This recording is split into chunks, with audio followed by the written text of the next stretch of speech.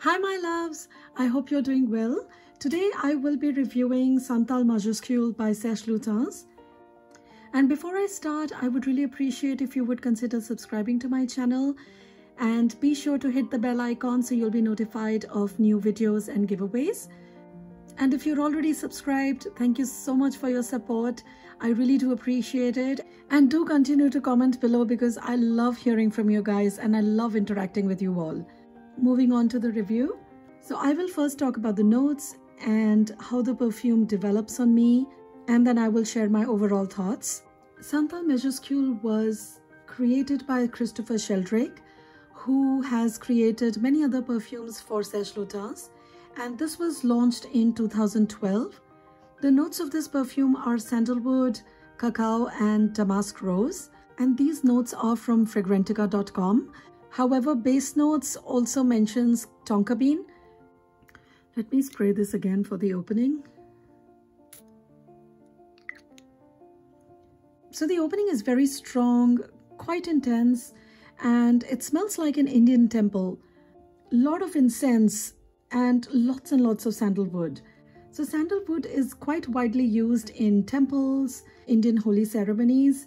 You'll find Hindu priests with sandalwood spear on their foreheads. So if you do go to the south of India and if you visit any of the southern states, you will find a lot of sandalwood in the temples, and just in the air you can smell it along with jasmine flowers. So it's really pretty and nice. Sandalwood is also believed to be having calming and relaxing properties, and it's also used in beauty and skincare products. My mother often uses sandalwood face mask, and the sandalwood that I'm used to is the sandalwood from Mysore, which is from the south part of India, and that is the most precious and highest quality sandalwood. And so the sandalwood that I'm used to is a very smooth, cool, creamy, very refined and pure sandalwood. However, this fragrance is quite different from that. It is beautiful. I'm not saying it's not beautiful. And it is creamy and it is very refined. But it is not a simple, pure Mysore sandalwood. There's a lot more going on here. I do get a lot of spices in the opening as well, even though they're not mentioned in the notes. And that stays only for a few minutes.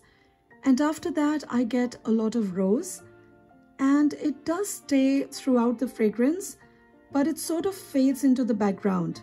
And it is also quite woody, almost dusty as well, but there is just a hint of dustiness there.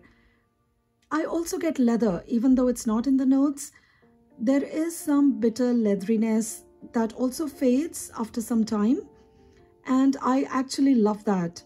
I wish it would stay throughout to cut through that sweetness, because it is a very sweet perfume. And the sweetness is not just from sandalwood and roses, which would have just been fine, but it's also from cacao. And I think the leathery bitterness complements it beautifully. After about 30 minutes or so, I get sweet, refined, creamy sandalwood mixed with rose and cacao. And after about 45 minutes to an hour, and that varies sometimes, some days it's sooner, some days it's after 2-3 hours, there is a strong indolic note in there. It turns salty, sour, sweaty, and not the bad body odor kind of sweaty, but more the animalic kind. And it's also quite addictive.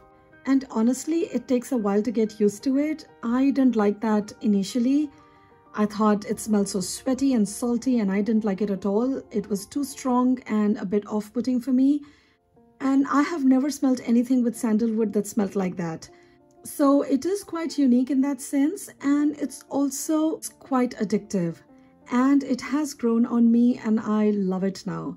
It is very sensual, and I crave that animalic note more and more. And actually I end up reaching for Dana's Taboo right after I've worn this, because this is another really animalic fragrance, and for some reason this one wants me to intensify that animalic skankiness.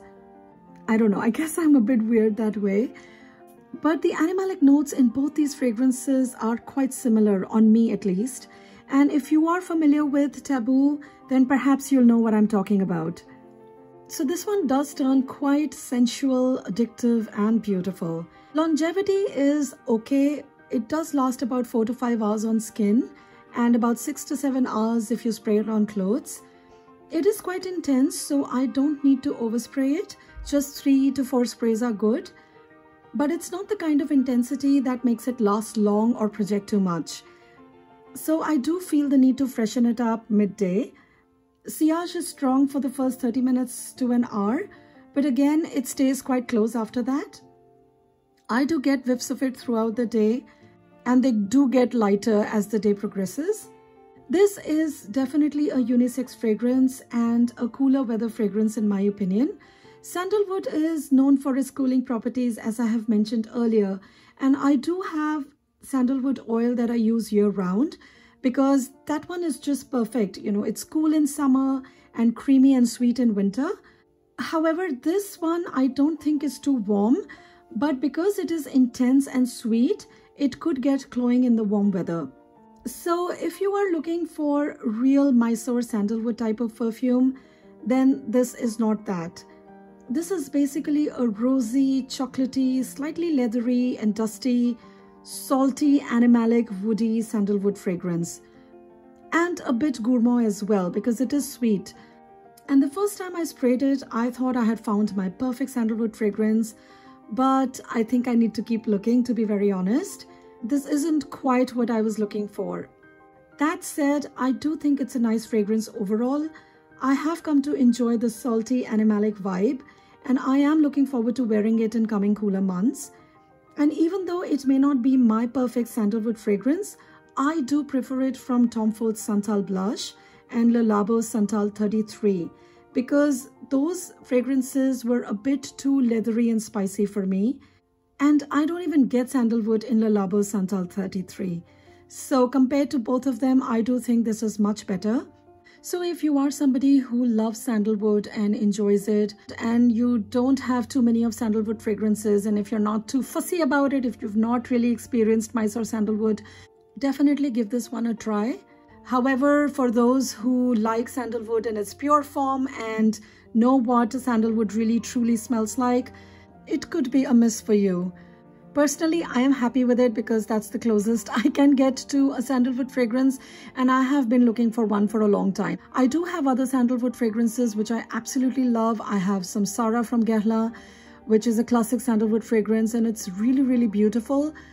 But I wanted something that was pure sandalwood. I miss that, you know, because we don't get that here. And I have been looking for a sandalwood fragrance for quite some time, and I'm not saying I've tried them all, but the few ones that I did try, I think this is one of the best so far. So guys, if you have any sandalwood perfume recommendations for me, please let me know in the comments below. And let me know what you think of this fragrance. Have you used it? Do you like it?